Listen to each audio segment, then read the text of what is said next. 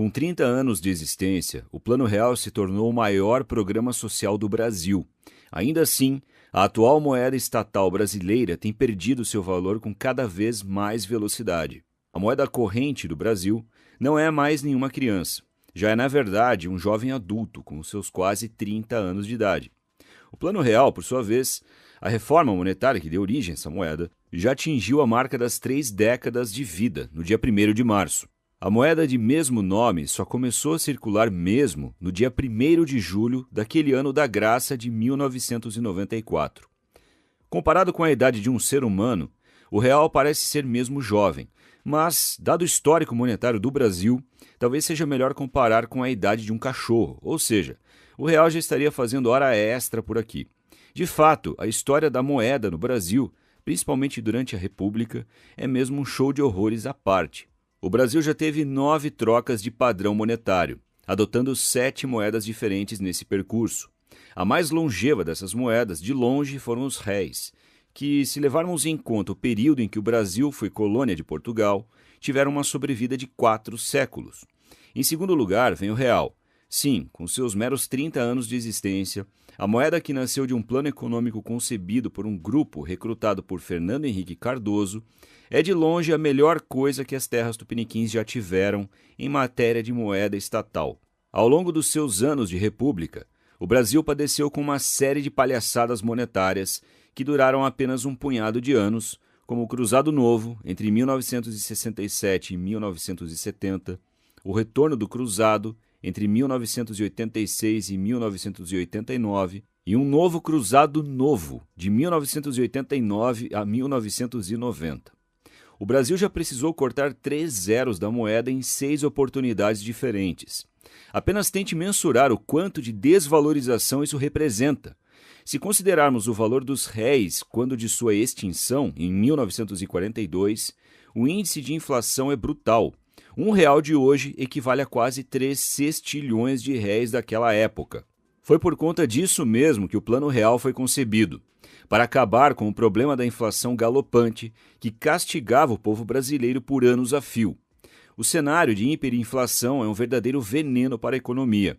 Ele distorce a lucratividade das empresas, impede o planejamento de longo prazo dos empreendedores e retira dinheiro dos mais pobres para entregar para aqueles que possuem maior capacidade de se proteger da desvalorização da moeda.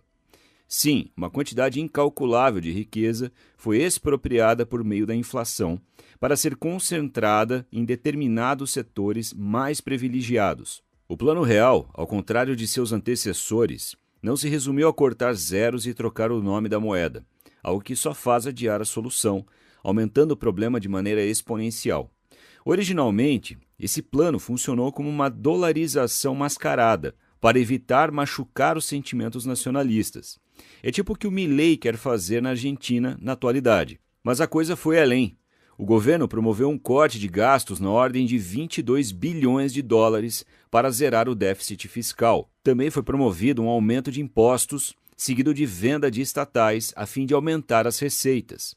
O plano também previa a indexação da economia, ou seja, dos preços, ao dólar, bem como a abertura da economia, com redução de tarifas de importação para conter a escalada de preços.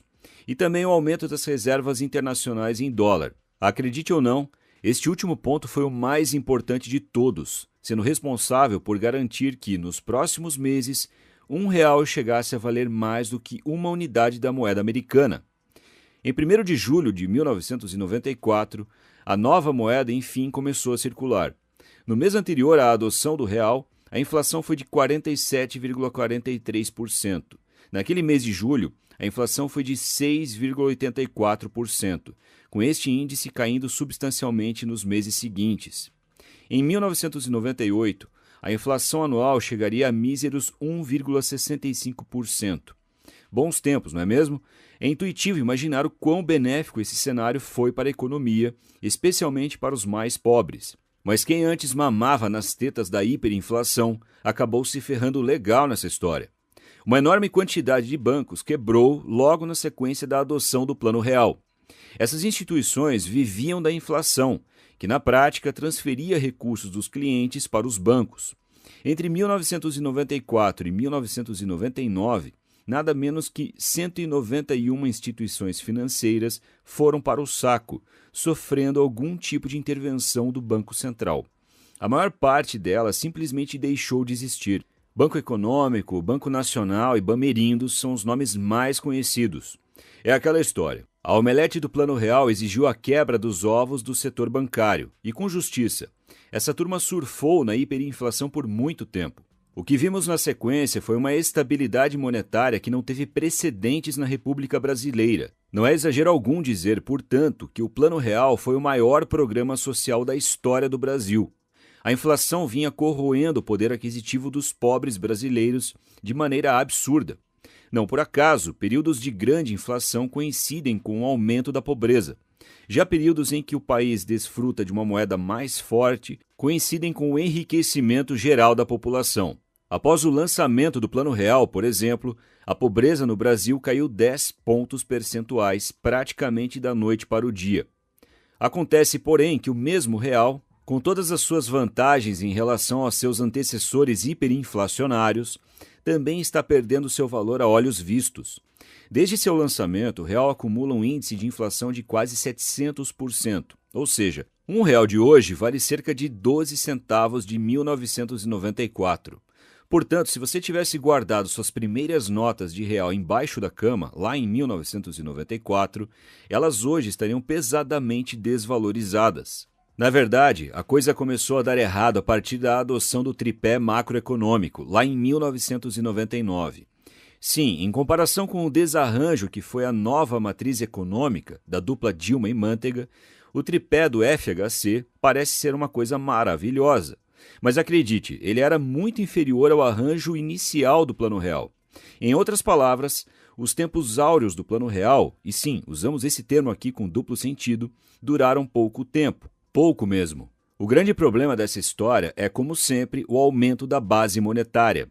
O Brasil saiu de um montante de 100 bilhões de reais em julho de 1994 para quase 6 trilhões de reais no presente. Sim, a base monetária do real foi multiplicada por 60 vezes de lá para cá. Não dá para dizer, portanto, que essa será a moeda definitiva do Brasil, principalmente quando temos um governo tão comprometido em expandir a base monetária por meio de um crescente endividamento como o governo Lula. Nesse cenário, uma inflação crescente e uma moeda mais fraca se tornam eventos inevitáveis. É claro que essa é uma característica que não se restringe apenas ao Brasil. Ela é comum a todos os países do mundo. De maneira geral, todos os governos estão expandindo sua base monetária, inclusive os Estados Unidos. E se você quer entender por que todos os governos inevitavelmente irão destruir sua moeda, recomendamos a leitura do livro O que o Governo Fez com o Nosso Dinheiro, de Murray Rothbard. Em determinado ponto da obra, Rothbard afirma, abre aspas, a inflação monetária é um meio poderoso e sutil para o governo adquirir recursos do público, uma forma de tributação indolor e bem mais perigosa, fecha aspas. Mais claro do que isso, impossível. Mas se todas as moedas estatais estão fadadas ao colapso, o que fazer? Como proteger nosso dinheiro da desvalorização inevitável promovida pelo Estado? Bem, há um plano monetário relativamente novo, mas muito promissor e superior ao Plano Real. É claro que estamos falando do Bitcoin. Lançado em 2008, ele ainda é um rapaz jovem, mas ainda assim, o Bitcoin carrega consigo características muito superiores a qualquer moeda estatal. Como dissemos anteriormente, se você guardou seus reais embaixo da cama em 1994, eles valem hoje apenas uma fração do que valiam naquela época. Agora, se você comprou 100 ou 200 bitcoins quando de seu primeiro registro formal de preço, em meados de 2010, por um punhado de reais, e guardou esses bitcoins quietinhos em algum canto seguro, bem, você é hoje um grande milionário, meus parabéns. Pois é, enquanto todos os planos monetários estatais são criados para depreciar o valor da moeda por meio do imposto inflacionário, o Bitcoin confere ao seu possuidor uma maneira real de salvar seu patrimônio do confisco estatal. O Plano Real, de fato, conseguiu fazer o que parecia impossível, ainda que a duras penas. A hiperinflação foi extinta, os preços foram estabilizados e a pobreza foi drasticamente reduzida. Veja, portanto, que essa iniciativa estatal só foi necessária porque, num primeiro momento, o próprio Estado destruiu a economia do Brasil. Contudo, mesmo esse, que é o melhor plano monetário que já foi concebido nesse país, está com seus dias contados. Sua rápida desvalorização não deixa dúvidas a esse respeito. A coisa é muito simples de entender. Criar um plano monetário realmente sólido dá muito trabalho, contraria muitos interesses e exige um grande capital político para que o projeto seja levado adiante. Por outro lado, é muito mais fácil destruir esse plano monetário, porque essa ação agrada ao mundo político e àqueles que vivem de renda.